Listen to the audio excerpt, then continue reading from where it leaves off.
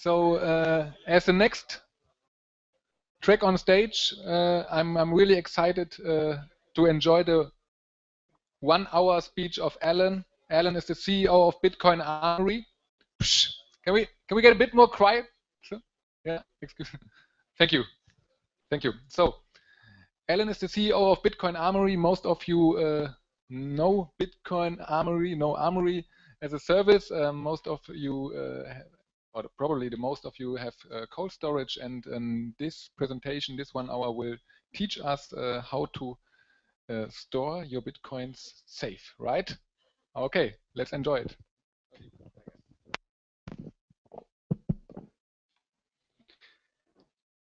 All right, so I'm giving a presentation on not just Armory, but just Bitcoin security in general. I'm going to go through an introduction of myself, some Bitcoin basics. This presentation isn't just about security, it's also to teach people about Bitcoin, mostly people who are interested in Bitcoin who want to understand more. So I'm going to go through about Bitcoin basics, how Bitcoin brings together cryptography and money, and then talk about some of the Bitcoin security concepts that everyday people trying to use Bitcoin can exercise to protect themselves.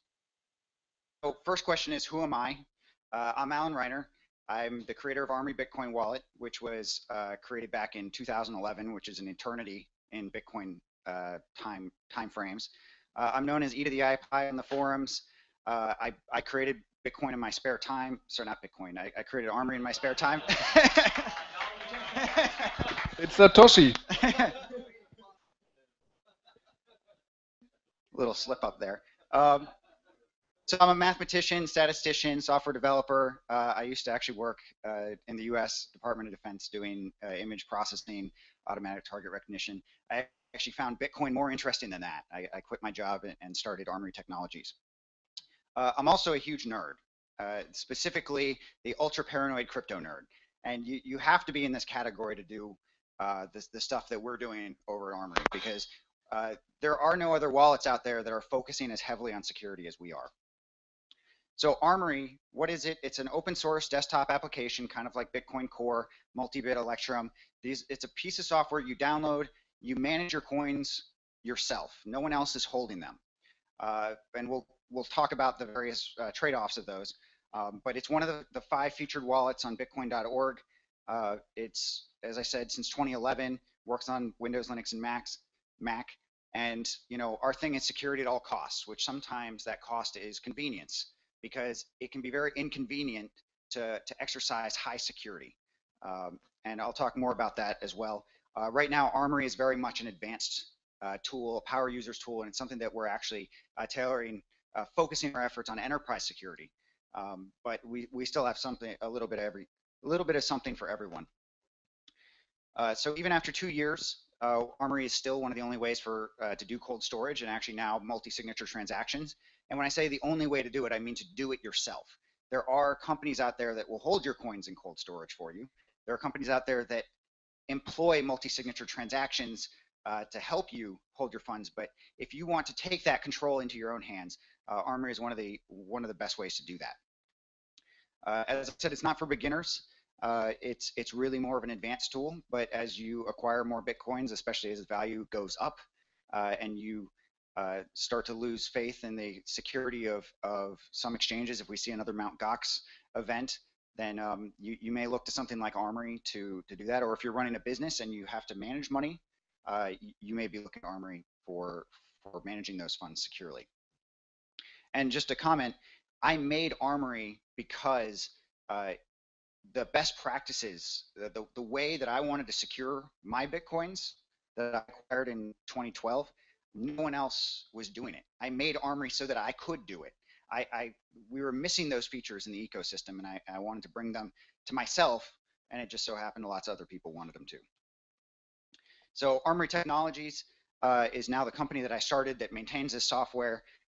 We focus on innovating the best practices, enterprise consulting, integrating the software into your platform, as well as security configuration, training, consulting. We have cold storage, multi-signature, all this can be integrated into your platform. I'm not here to promote Armory, or promote our company. I just wanted to give a background of what the company does and how we got to where we are, that I'm giving a presentation on Bitcoin security. So why Bitcoin? This is more a high level question of why would you use Bitcoin?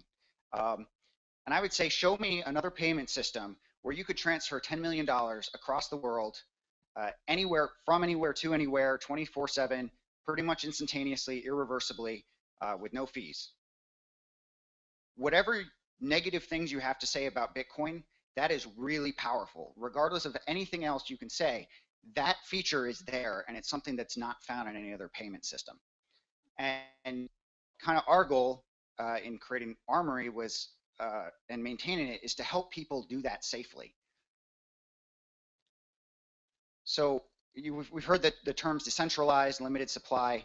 By decentralized, we mean that there is no central authority that's maintaining the software. Basically, all users of the Bitcoin network are running the network simultaneously. There's no one to appeal to when something goes wrong, and no one can make more of it.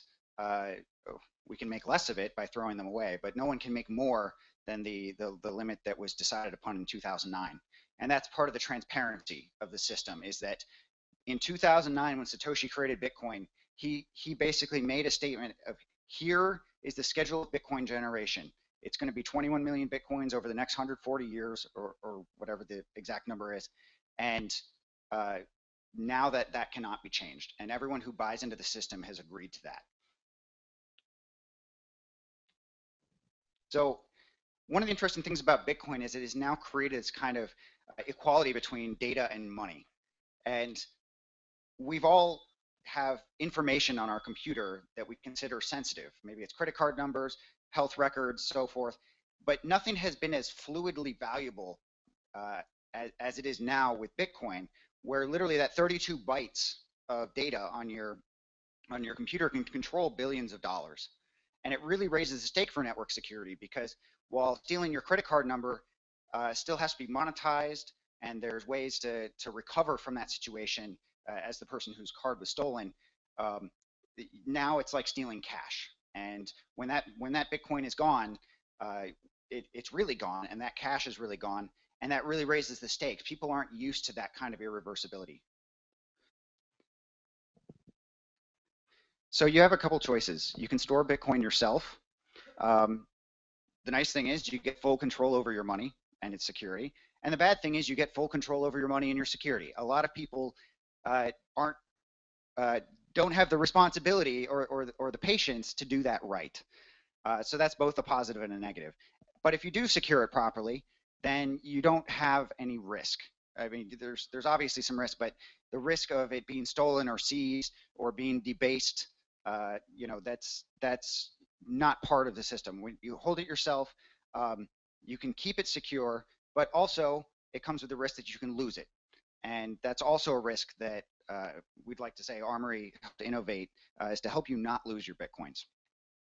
The other option is to let someone else hold your Bitcoin, and they may be more diligent about security than you. I mean, we're talking banks have been doing this for a long time. It's obviously a positive, but there's also identity problems, user authentication problems, where it's easy for someone to get your credentials and get into your bank account online, to move money. There's counterparty risk.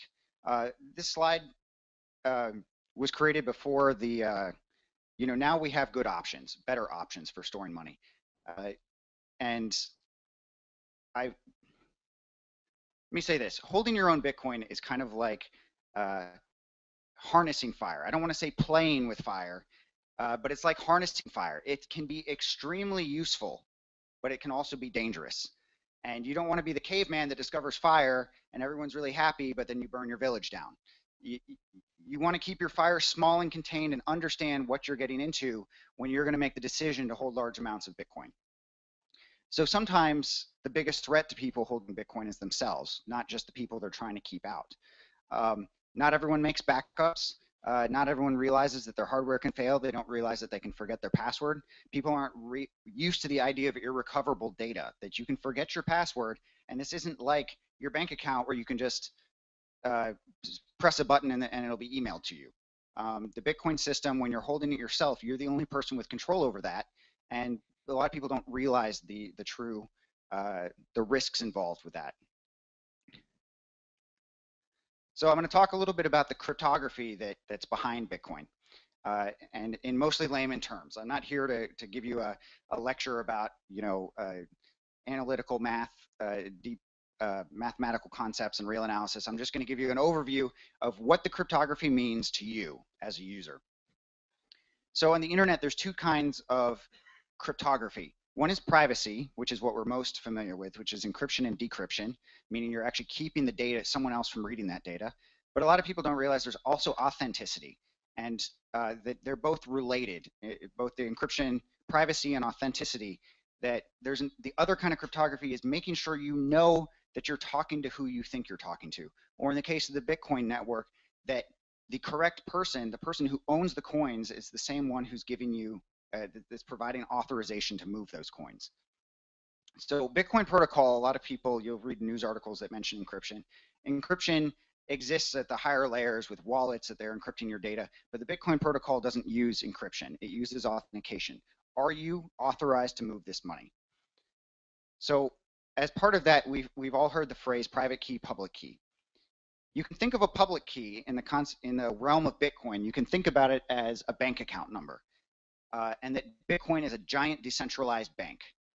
So in this bank, everyone can see everyone else's balance, although they don't necessarily know whose balance is associated with which person, but they can see that there are balances here and there, and that there's 10 Bitcoins over here and 20 Bitcoins over here, and they're all essentially indexed by this bank account number, which is your public key. The private key you can think of as a special pen with ink, special ink that's specifically linked to your bank account number. And you must sign all checks with that special pen. So when you start a piece of software that's doing Bitcoin, a Bitcoin wallet management piece of software, it is creating a public and private key pair, and you give out the public key to other people so that they can pay you, and you can verify the balance of that transaction, but you keep the private key private, that no one else has access to the pen that allows you to sign checks for that bank account. When we see these big long strings of addresses, letters known as addresses, it's not exactly a public key, but you can think of it as a public key. That big string of letters that you're copying and pasting to pay people is a representation of this public key, which is your bank account number. So the Bitcoin network consists of, well, it will consist of 21 million coins. For this example, I'm going to say 21 Bitcoins total, that the whole network consists of 21 coins, and they're split into 4 different Bitcoin bills, kind of like a $10 bill, $20 bill, or 10 euro, 20, 50 euro. Instead, we're going to talk about Bitcoin bills. And at all times, all the bills in this network are going to add up to 21 Bitcoins. And you can see in the, it's a little hard to see up here, but there's letters inside these circles that are telling you basically the owner. It's the public key. Which public key is that? What identity is associated with that bill? So we assume that there's 21 million coins, and they're split up as shown here, that there's 4 Bitcoins, there's 6 Bitcoins under public key A, and another Bitcoin, 1 Bitcoin bill under public key A, and 4 for B and 10 for C. And we associate those are the public keys. Everyone can see those. Those are essentially the bank account numbers. And this is a big public bank. So at any time, anyone who knows, says what's the balance of this address, they can look at the big giant decentralized ledger and count up all the coins that have public key A in them. So in this case, we're saying that Alice owns public key A and C, and Bob owns public key B and E. And down here, the keys are in red because these are actually the private keys. So their wallet consists of the private keys, which are the special signing pens for authorizing movement of coins. So when we say that Alice has 17 Bitcoins, it's because in the public ledger, there are 17 Bitcoins associated with the keys that are in her wallet. And it's not that she owns those, it's that she has signing authority over those. She has the special pen that's needed to move those coins. And if you're the only person who has authority to move them, then technically you kind of own them. And that's you know, how we phrase it. When I say I have Bitcoins in my wallet, it's because I have signing authority over those. And in this case, Alice has signing authority over 17 Bitcoins. These two bills, 6 and 1, and this one for 10, which is a different private key in her wallet. So she's got a couple private keys in her wallet, which give her signing authority over those bills. And similarly, Bob has one private key B, and there's a 4 Bitcoin bill associated with that. So we can say Bob has 4 Bitcoins in his wallet. So now we say, what does it mean to send someone Bitcoins? So Bob will ask Alice, please pay me 4 Bitcoins, and he's going to take a private key in his wallet, in this case E, and he's going to generate the public key for it, which, remember, that's like the bank account number. He's going to give that bank account number to Alice, and Alice is going to create a transaction. You can think of this very much like a check. And we've been using the analogy that the keys are like bank account numbers and the private key is like a signing pen. She's essentially going to create a check. It says what bank account is it going from and where's it going. And that's why we show inputs and outputs in this check right here. So she's going to pick bills that she has access to in the network. Her software, not her, but her software will go through the network and find out what she has signing authority for. And she knows that she needs to pay Bob 4 Bitcoins. So she's going to pick this 6 Bitcoin bill, and she's going to pay Bob with that.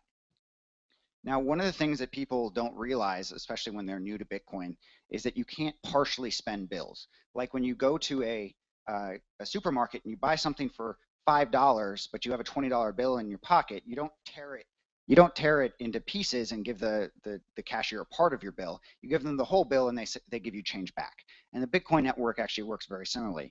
When you look at this transaction down here, this 6 Bitcoin bill, she's specifying 4 is going to go to Bob, but she has to do something with the other 2, so she sends it back to herself. Now, anyone who has access to the network can see this. There's nothing special about specifying coins are going to be sent from where to where. What's important is that it's authorized by the person who actually owns those coins. So what she's going to do is she's going to take that transaction that she's decided that she's going to use to pay Bob, and she's going to sign it with a private key. And one of the nice things about, unlike signing a check or signing a document with your handwritten signature, you can't transport signatures between documents. The signature is mathematically linked to the piece of data that's being signed. So if anyone were to manipulate this transaction, that signature breaks and it's no longer valid. Once it's signed, she can broadcast to the network, and all the nodes that are participating in the network can then see that the coins that she's spending are unspent and that there's valid authorization, that she has actually signed it with her signing key, with the private key that for each bill that's on the input side, that there's an appropriate signature for it. So at the end of this process, what we used to have here was a 6 Bitcoin bill, and now there's 2 more Bitcoin bills, a 2 and a 4. And you notice that this still adds up to 21. The total number of Bitcoins in the system didn't change, but simply that a transaction has the effect of eating Bitcoin bills and creating new ones. All it does is it consumes 10 Bitcoins and creates 10 new Bitcoins, and the total number of Bitcoins in the system will remain constant. So the act of sending money from one person to another is unlocking coins and relocking them with a new unlock condition that's associated with the person you're giving them to. So what have we learned? Private keys let you unlock and relock coins under other public keys, and those public keys are like bank account numbers. So you're unlocking them for one bank account number and relocking them under another one. Public keys let you receive money, and also the transactions usually have 2 parts. Usually there's a payment, but unless you have exact change, there's going to be a payment back. There's also going to be a payment back to yourself. And that confuses a lot of people because they'll look at something like blockchain.info, they'll look at their transaction, and there will actually be 2 outputs. They'll see the person that they intended to send the money to, and they'll also see more money going somewhere else they don't recognize. And part of that is because blockchain.info isn't your wallet. It doesn't know which one was the change and which one was the actual recipient. So it just shows you both. And this is why, is because you can't partially spend Bitcoins on the network. You have to create change outputs. Also, that signatures private keys create signatures that are mathematically linked to the data that's being signed. You could transpose handwritten signatures, but it doesn't work with cryptography signatures and Bitcoin signatures. That you are authorizing a specific piece of data, and if someone tries to change that data, the signature is no longer valid. And also that wallets tend to contain a lot of private keys. A lot of people want to just use one key pair, that's their bank account number, but remember, this is a public bank. So if you only use one key in your wallet the whole time, then anyone you interact with, you have to give them your bank account number. They can see exactly how much you have, what the balance of your wallet is, every transaction you've done. So because that's not a desirable property, the Bitcoin network, when your wallet software will typically generate new keys for every transaction, and that's why a lot of software will keep giving you new addresses. And that's why, because it's really, really bad for privacy to keep reusing the same address. So with all this in mind, now we can kind of talk about what is cold storage. And we noted that you only need the bank account numbers for people to pay you and for you to see that money was received, that someone paid you. You don't need the private keys to see that someone paid you. You only need that if you need to send money. So cold storage is the idea that you can keep just the bank account numbers, just the public keys on your computer that's connected to the internet, which will allow you to receive that money and verify it, but that you can't move it. And therefore, if someone hacks into your computer and gets that data, there's nothing they can do. They can see your transaction history, but they can't move it. They can't steal the money. They need access to private keys. So the idea of cold storage is you're separating data that has different security properties. One piece of data, the public keys, is just needed for receiving and can be kept at lower security. And the private keys, which are really important for moving the money, can be kept on a separate computer that's never touched the internet, highly secured. And in a lot of settings, that's okay, because especially for like businesses, they may be receiving lots of money but only processing one outgoing transaction a day or a couple, and the reduced convenience of having to access an offline computer is not so challenging. And this was actually the prime motivation for making Armory, was that no one had really created a system that allowed you to separate those two pieces of data, that all the other software out there always kept them together, that it treated the public key, the bank account numbers, and the private keys, the signing pen, it always kept them together, and if it was an online computer, you had them both there, and thus if someone got your computer, they could usually take your money. So now I'll talk about, with all that in mind, I can talk a little bit about how we go about protecting ourselves, both our security and our privacy. So just a little precursor to this conversation, security versus convenience is always going to be, there's this inverse relationship, is that usually the easier it is to use a system, the less secure it's going to be. It's very easy to download a piece of software onto your phone and hold your $30,000 on your phone without a password.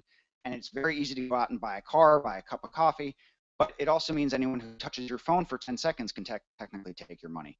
And similarly, if you're going to do super high security and keep your money in a Swedish bank account, safe deposit box, you're going to have to fly to Sweden every time you want to access it. So if you're going to do security right, you can expect to be inconvenienced. And a lot of people don't have the patience for this. And this is why we don't recommend that everyone hold life-changing amounts of money in Bitcoin, or hold it themselves. Because a lot of people, while they like the idea of security, when it comes time to actually do it, oh wait, that's kind of hard. I don't really have time for that. And so you know, we've made tools to make those things as easy as possible, but a lot of people just don't want to do it. So if you're going to hold a lot of Bitcoin, it's worth your time to sacrifice some of that convenience to protect yourself. If you're not someone who has that discipline, then that's why we have exchanges and wallets. You can somewhat safely have other businesses holding that money for you and know that it's going to be safe, and most likely they'll be using Armory. So the first thing is to back up your wallets. There's nowhere is this more in life is this more important than in Bitcoin, because as we said, Bitcoin is this irreversible payment system, and the Bitcoin network is a cold shoulder when you lose your private keys or you lose your password, and you need to recover it. We actually receive emails from people saying, hey, I was using Armory and I forgot my password. Can you reset it for me? And that's not how it works in this system. When you're holding the coins yourself, your password is your encryption key. It's what's protecting your wallet from someone taking it. And if you forget it, it's also the same thing that's keeping you out of it. There's no one else who can fix that for you other than trying to recover that password. So backing up your wallets is absolutely critical.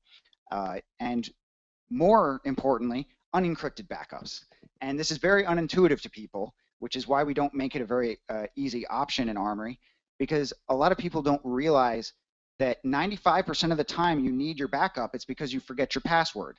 If it's encrypted, you need your password. So it's not very useful.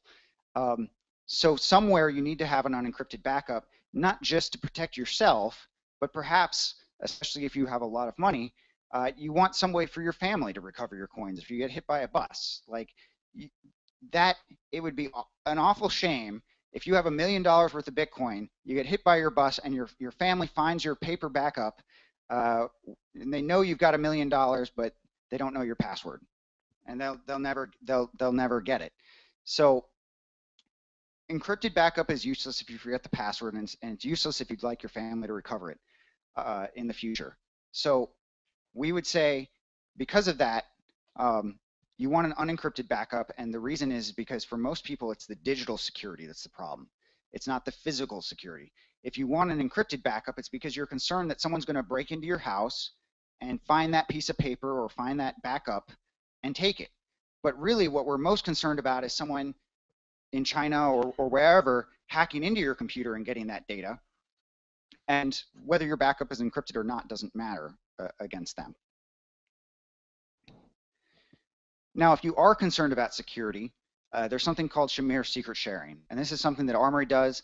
I don't know if there's any other software out there, but it's the idea that you know you want to make a backup, but you are concerned about the physical security. You're concerned that that you have enough money, you might be a target, someone might break into your house, or someone might go snooping on your safe deposit box. So the idea is you can split that backup into pieces. And normally, if you were just to tear it in pieces, you would need all those pieces to be recovered. If you have 5 pieces and you lose one, your backup is gone. So the reason we use something called Shamir secret sharing is because you can set a threshold and say, I only want 3 of these 5 pieces. And that not only gives you security, meaning someone who wants to steal the money has to target you. They have to specifically hit multiple points of your life or of however you're storing it in order to recover that money. It also gives you redundancy. You can lose some of those pieces and you can still get your money back. And most of the time, if you do have, say, like a 3 of 5 and you lose 2 pieces, and you say, oh no, if I lose one more piece, it's all gone. Well, you can just make another backup of the 5 pieces. You can reset so that you have that redundancy again. So in Armory, at least, we call this fragmented backups.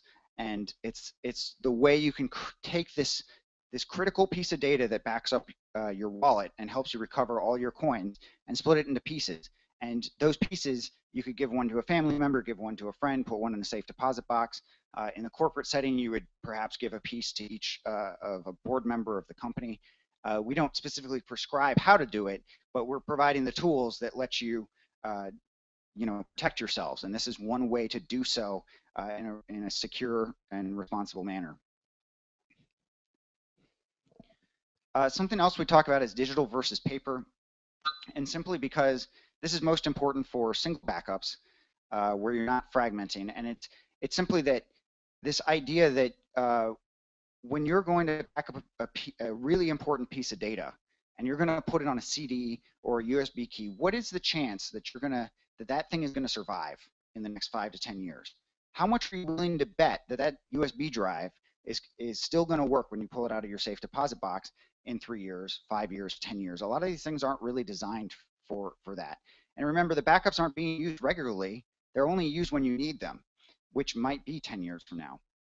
So with digital backups, we recommend, if you're going to use them, store them on USB keys, that you make a couple of them and keep them together. Don't spread them around, but just so that you can handle 1 or 2 devices failing you. But generally, we prefer paper because even though it fades over time, it will still be there. That data is there. In 100 years, when Bitcoin is worth $3 million, however much. When Bitcoin is worth a fortune, and all your money is protected by that piece of data, it's not going to matter that it's a little bit faded. You'll get that backup will still work for you. One comment about this is that for you holding your own money, that's actually we recommend that. When it comes to a corporate setting, actually we probably prefer digital backups, especially because physical security is very important. And when you're creating keys and you have a bunch of people in the same room, you don't want pieces of paper with critical data being flashed around to everyone.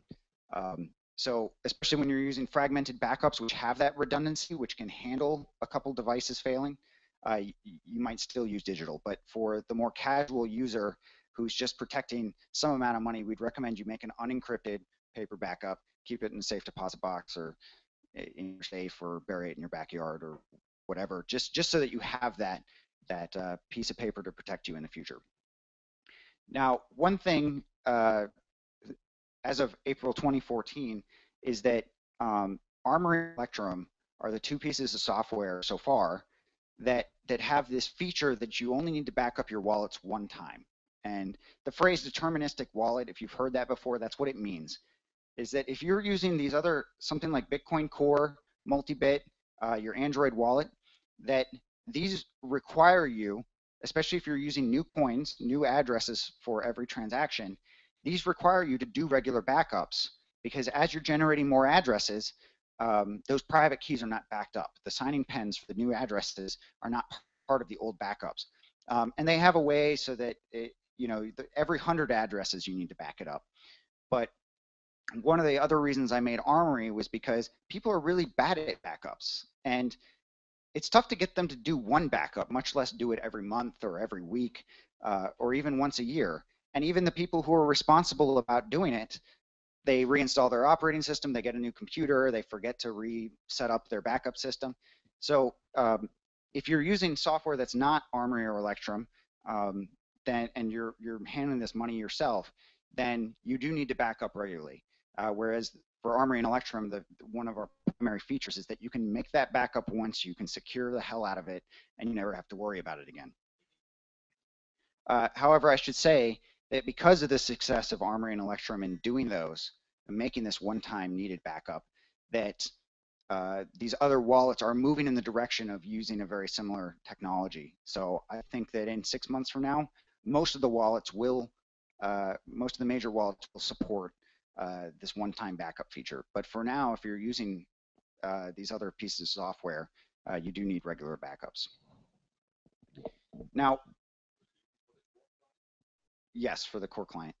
So the core client, at least the way it works is that it keeps a pool of 100 keys, and when you go through those 100 keys, your backup only protects those first 100 keys. If you use more than 100, then you're no longer backed up.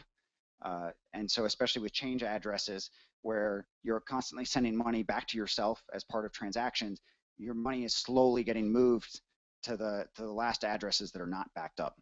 So the core client, you do have to back up regularly. It depends how often you use it, but that is a risk. Now, wallet passwords. I mentioned passwords because passwords in Bitcoin, at least when you're holding your own money, are much different than the passwords you're used to when you're doing online banking or logging into your Twitter account. And it's because when you're logging into one of these services, the only thing they're doing is authenticating you. They just want to make sure, hopefully, that the person who's providing the password is the person that's authorized to use that account. And that's why they can reset it. It's just arbitrary. It's just a software mechanism for keeping you out of your, keeping other people out of your Twitter account. But in this case, your password is the encryption for your wallet. And if you lose that password, your wallet is permanently encrypted. And hopefully you have an unencrypted backup. But really, I'm serious. You will lose that money if you forget that password. And people are not used to this. This is not something you see anywhere else in the digital world, that that data is truly irrecoverable. There's always some way to recover, except in this case. So make yourself an unencrypted backup, and you want to use a strong password. But I want to throw this out there. This can blow some people's minds, that they don't realize that did you know that when you log into a website and you click the little button that says save my password for next time, the next time you log in, you don't realize it's really actually just putting your raw password onto your hard drive, just so that it can use it next time you want to log into that website. And you can prove this to yourself because most browsers have a way to go in and click on the save password button. In this case, this is Firefox. That when you go to the Firefox preferences security, there's a save passwords button, and you can click on it and you can see in plain text all the passwords that you've saved. And it's kind of weird. We're not used to actually seeing our passwords written out, but it's all there, everything you've saved.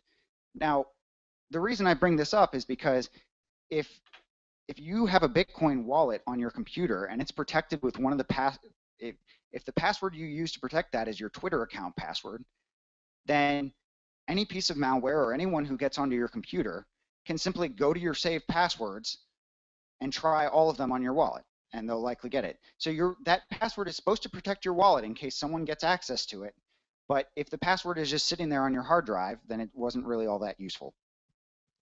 So we highly recommend that if you're going to protect your wallet with a password, that you're going to use one that is different than any other passwords you use. Of course, that makes it very difficult to remember your password, which is why we recommend you have an unencrypted backup. Password length, this is really just a mathematical exercise. What is really a secure length if you really want to keep someone out of your wallet, if they're going to get access to your wallet? And the answer to that is just considering what the computational resources look like kind of in the world. And if you're holding a lot of money, say $1 million, someone who steals that wallet may actually hire or own a botnet that has tremendous computing power to try to brute force to guess your password. So if they have a botnet of 1 million computers, they can try to guess your password much faster than some random person who gets your wallet and wants to get into it. So to skip all the math, basically, 14 random letters. Random is tough to say, tough to describe, but random, as much random as you can do. That's a separate topic. 14 random letters. A lot of people don't realize that you can use words in passwords, and that frequently that makes them easier to remember. Ultimately, the password in terms of the number of stars you see on the screen will be longer, but if you use 6 random words, it's a lot easier for human brains to understand, but you'll get the same amount of protection from that.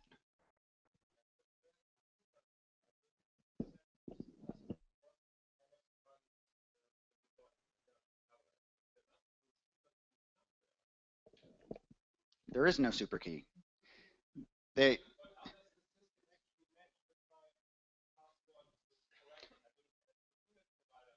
So in this case, I'm going to try not to get too technical about it, but this is not related to the Bitcoin network. This is related to how, so the Bitcoin network has the public keys and the private keys, and the private key is what you use to authorize payments.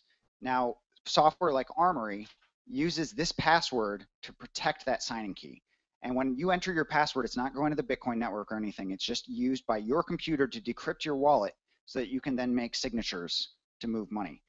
And the way it knows your password is correct is because you type your password in and you get the correct private key when it decrypts it. Otherwise, it just gets garbage. If you type in the wrong password, the computer is not saying, oh, you're authorized to use this or you're not. It's actually using that as the decryption key for your wallet. And if the password is correct, you get the correct data when it decrypts. Otherwise, you just get garbage and it says, sorry, I can't sign with this. This isn't good.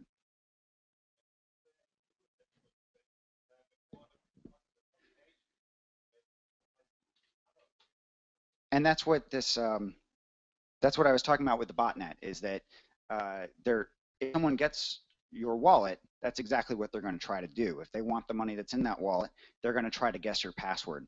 And so I was saying that in order to prevent them from doing that, you want to make sure your password is long enough that there's just too many passwords to guess. So that even if they have a botnet of 1 million computers, there's just so many options it would take them 100,000 years to do it, and thus they shouldn't even try. So Bitcoin confirmations, we've seen this word before. We've seen it in software where you see a little number that's incrementing of approximately every 10 minutes, what does it really mean? And what it means is that the more confirmations a transaction has is more consensus that it actually happened. If this was a bank and I process a transaction and I say I'm transferring 10 Bitcoins to Bob, the bank would just authorize it. They'd say, okay, and then they'd adjust their ledger. But what if they authorize, what if I only have 10 Bitcoins in my bank account and I try to send 10 to Alice and 10 to Bob at exactly the same time? What happens? In a bank, it would just it would pick one. It would pick the one that came a microsecond earlier. It might be random. It might trigger a condition to call you and verify which one you intended. In the Bitcoin network, there is no central authority. There is no one to make that decision. It requires the network to gain consensus, and that takes time. Ultimately, it's going to pick one at random, but that randomness takes time to work itself out. And so the longer the Bitcoin network has agreed that that transaction happened, the more consensus there is that really happened, that the network agrees that that transaction really occurred and that this person really has the money. So generally they say 6 confirmations is considered irreversible, but if you're handling 6, 7, 8 digits worth of money, you might as well just do 20 or 30, because typically if you're buying a house, doing a business deal, you can wait a couple hours, that's okay. On average, they come every 10 minutes, but it could be anywhere from 10 seconds to 40, I say to 45 minutes. It can take multiple hours, but very rarely does it take that long. The average is 10 minutes, though it can vary wildly. Now, people ask, like, what's a safe? And it really depends on your money, on the value of the transaction, and what kind of computing power and resources someone would need to execute an attack on the network. But really, this shows here that if the transaction has 0 confirmations, that basically means someone is trying to send you money. There's absolutely no guarantee that that transaction is going to work. And the reason why people trust it is because it usually does work. But that doesn't mean that in the future that will be true, is that people can leverage that trust. You're trusting that that transaction is really going to happen, when in reality it's very inexpensive to reverse a 0 confirmation transaction. So 1 confirmation transactions, the confidence of waiting that 10 to 20, 45 seconds to 45 minutes, that extra confidence you get from waiting that long to get 1 confirmation is great. But there are still some very creative attacks that people have used to reverse 1 confirmation transactions. So while the risk is dramatically lower, especially if you're handling large amounts of money, 1 wouldn't even be enough. And in fact, there was a very novel attack. I don't remember how much it was or even what the exchange was, but it became an hour-long lesson I gave to my employees about how creative you can get, where someone was actually able to deposit money into an exchange. They were able to make the exchange believe there was 1 confirmation. They withdrew the money, and the exchange sent them different money, and then they reversed that transaction, so they were able to double their money through an exchange that only accepted 1, that would only make you wait for 1 confirmation. So in general, if you don't feel like eating the loss of your transactions, you should wait for 2. If you're concerned about extremely high values transactions, then you should probably wait a bit longer. Like I said, usually 6 is the number that they go for, but you can wait much longer if you're talking millions of dollars. I'm gonna, in the interest of time, I'm gonna skip ahead here. There's a lot. Something else, especially when you're doing transactions with individuals that you know or businesses, exchanges, while you can keep your wallet as secure as anyone, you can keep it in cold storage, multi-signature, whatever you want, you can keep it super protected. It doesn't help you if the money never gets into your wallet to begin with.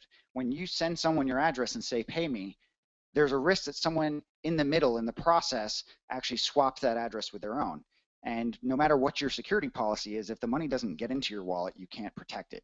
So we recommend for especially large transactions that you, especially between people that you can recognize, such as a friend, if you're going to do a large transfer with a friend, call them on the phone. make sure that the addresses are that you both see the same address and that it hasn't been tampered with. This is actually a serious problem in the Bitcoin world, and it's the motivation for something called the payment protocol, where they're going to try to leverage the same thing that that the rest of the Bitcoin world, sorry, the rest of the internet security world uses when you're typing your credit card information into a website so that someone doesn't take it. They want to leverage the same stuff for that, and there are some companies using that, but there's still some debate about the best way to guarantee these things and not have all the downsides of the traditional SSL certificate authority system. Enterprise security, I threw this slide in because I want to emphasize that a lot of what I've talked about is individual security and how you protect yourself as you holding your own money. What are you going to do to protect yourself? And enterprise security is very different. When we talk about enterprise security, you're talking about a company that is going to hold money and it's going to be managed by employees for whom that money isn't theirs, and they may want to steal it, or they may just be careless and they may lose it. And one of the problems with Bitcoin is that theft looks identical to loss. I don't want to be the guy working at a company who accidentally loses the backup and I can't move that money, or I sent it to the wrong place because an address was swapped out and I can't prove that I didn't send it to myself. It creates a really, really sticky dynamic that now you have other people managing the money. So how do you protect against that? And really, from our perspective, a lot of it is about single points of failure and making sure that there are multiple points of control. Of course, multi-signature transactions are a very important component of that, but also access control to devices, paper trails. The word key ceremony is something that refers to the process. In this case, it would refer to the process of creating a wallet in such a way that is transparent, that all the participants can see that it was created properly, that no one person has access to data that they could steal it and maybe use it later to steal the money, that it's a transparent process for an organization or a bunch of people to get together and make sure that it was done right. And that's part of what enterprise security is. And here's my plug for Armory, is that if you're interested in that, come talk to me. So cold storage, I mentioned it earlier, the idea that you can keep the keys separate, that you've got your bank account numbers you can keep separate from the signing pens for those bank accounts. And so far, it's actually possible to create those private keys on an offline computer that have never touched the internet, and just to take the public keys, the bank account numbers, to the online computer so that you can give them to people to receive money, so that you can see that payments came in, see your balance, so forth. But that you would actually need access to that offline computer in order to move the money. And I don't know if this is totally accurate anymore, but at one point it was easy to say all known major Bitcoin breaches to date have been due to hot wallets. There was I forget which exchange it was, that at least their story was that they did everything right. They used cold storage, but they accidentally left an unencrypted backup on one of their servers, and that someone was able to access that. So technically they were using cold storage, kind of, except they left all the important data on a hot computer. So again, talking about physical versus digital security, the whole idea of cold storage is it converts this from a digital security problem to a physical security problem, and that a lot of people are better understand physical security than they do digital security. They don't understand how easy it is for someone to exploit a Windows vulnerability and get onto your computer and take some data off your hard drive. The general process is I'll skip through quickly. The idea is that you're going to put Armory or whatever software that does cold storage onto your offline computer, and on the offline computer you're going to generate a new wallet. You're going to create what we call a watching only wallet, and you're going to copy that wallet, which doesn't contain any private keys. You're going to copy that to your online computer.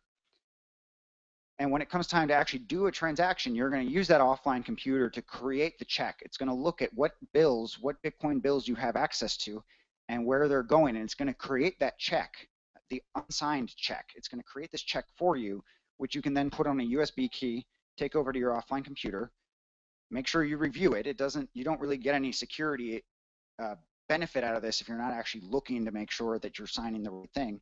And once it's on the offline computer, you can review it and sign, take it back online and broadcast it, which is telling the network that this was your intention and it has the authorization. The private key doesn't have to be on the online computer to spend the money. It just has to have seen the transaction and create that mathematical signature. So Bitcoin cold storage used to be the holy grail, and now multi-signature transactions are kind of the Bitcoin security holy grail. And the idea of multi-signature transactions is that the network still looks the same. You still have a bunch of Bitcoin bills that make up the network, and there's associated public keys with them. But now with multi-signature transactions, you're actually telling the network, you're using a new kind of unlock condition. You're telling the network, I don't want to just see a signature from this public key to move these funds. I need to see two of the signatures of these three keys to move these funds. And when you actually create the transaction to move that money, you have to actually put multiple signatures on there. And the network, when it's going to verify this transaction, is going to look to see that there's enough signatures and that they match the keys that are stored in the network. Unlike using when we talked about passwords being used to kind of artificially protect your bank account, where the bank can change your password, and they use two-factor authentication, but ultimately there's still kind of a central point where someone could get in the system and manipulate the data. In this case, the Bitcoin network, which is maintained by all users all the time, everyone sees that these 10 Bitcoins require two signatures. There's not kind of an artificial way around that. You really have to get two signatures from the same reason why you need only one signature to move these coins, you need multiple to move these. And we see this as a critical puzzle piece for the Bitcoin security in general, especially enterprise applications, because again, you don't want to have the single points of failure in a company that's holding $100 million when that money just disappears. And the person who had access to it, or the people who had access to it, say, I don't know what happened. They could have sent it to themselves. It could have been stolen. It could have been the most epic security, mission impossible kind of thing ever. But in reality, what you want is that decentralized. Just the same way Bitcoin is decentralized, you use multi-signature transactions to reduce the value of any one key. And that now that if before where you have cold storage and you have one key, you now have multiple keys, and getting access to one key is actually worth nothing unless you get the other keys. And technically, the Bitcoin network allows up to 20 of 20, though it's not particularly easy to use that feature. But you can go pretty easily up to 7 of 7 or 5, up to M of 7. So you could do 3 of 7, 5 of 7, or anything in between. And this was something that we innovated and released. Well, it's been in testing for a long time, and Armory just released the first truly decentralized version of this, where you're not using a service. You're installing Armory, either yourself or a lot of people are independently installing Armory, on different devices, independently creating wallets, and then merging just the public information into what we call a lockbox. And any money sent to that lockbox is going to require some number of signatures to move it. And when you see other multi-signature services, usually it's a business that is creating that transaction for you, and they're holding one or a couple of the keys, and they're kind of controlling in some way the way that that transaction executes. Whereas with Armory lockboxes, you can use this, and even if Armory goes out of business and we disappear, you can still use the latest version of Armory to operate your lockboxes exactly as before. So just a very simple image of it, a screen for collecting public keys, and then when money is actually in there, there's an interface for someone to create a transaction. One of the parties can then give it to the other parties to review and sign. And when you have enough signatures, then you can broadcast it. Speaking of other services, multi-signature is kind of a buzzword these days, and I wanted to distinguish what's different between what Armory does and what these other services are doing. When you look at BitGo, CryptoCorp, Cypherx, I don't know about Zappo, they kind of have their own internal thing. But typically, I guess the most common business model they're employing is this 2 of 3, where they're holding one of the keys and giving the customer two of the keys. And the idea is that the customer is going to have one key on their computer, one key on the service, and then one key somewhere backed up, cold storage in a safe or something.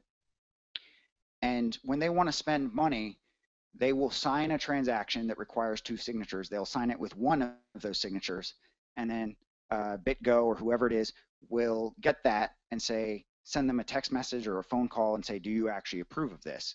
So that just someone getting one of those keys can't spend the money. They also have to have the phone in order to click yes, I approve. And that if that business goes out, if that company goes out of business, that the customer technically has 2 keys. They can go to their safe deposit box and install some software to do both signatures to recover their money. And what's happening in the future? The future of Bitcoin wallets, or just Bitcoin in general, Bitcoin security. Well, consumer hardware wallets, most of us have heard the word Trezor before, and it's because Trezor is basically a hardware encapsulation of cold storage. Is that the Trezor, this small device that you can see is, you can hold in your hand, is what's going to hold the private keys. And you're going to use some other piece of software to receive money and verify that money came in and know what your balance is. But when it's time to actually move the money, you're going to have to plug this thing into your computer, and you can't get the private keys off of it. All you can do is give it a transaction, and it requires a physical button press in order to actually sign it. So it's going to show you securely the transaction that you want signed, and then you have to actually physically press it. On the enterprise side, when we talk about Trezor, that's a $100 device that, while there's all sorts of great intentions, and I can't say anything about how well it's implemented, in terms of enterprise security, I wouldn't be surprised if it was very easy for someone with a lot of resources to extract those private keys off that device.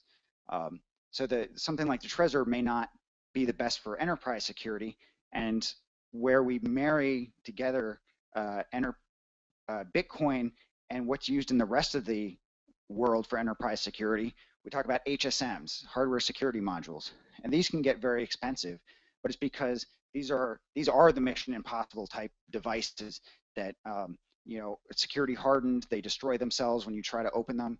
In fact, Armory, I spent some time trying to working on one of these devices, and I was really annoyed because when you type your password in wrong 3 times, it doesn't lock you out. It actually destroys itself, and you have to reset the whole thing. And that's really annoying when you have lots of temporary passwords and you forget it, and you lose an hour because you have to reset the device. So these things are used to protect some of the most valuable cryptographic keys in the world. And I think as Bitcoin increases in value and you have big players getting involved into Bitcoin, this is not just going to become a bonus or a kind of like the cool way to do security. It's going to become a prerequisite. But Bitcoin hasn't really achieved that level yet, but we're hoping to take it there. And that's what I've got for you.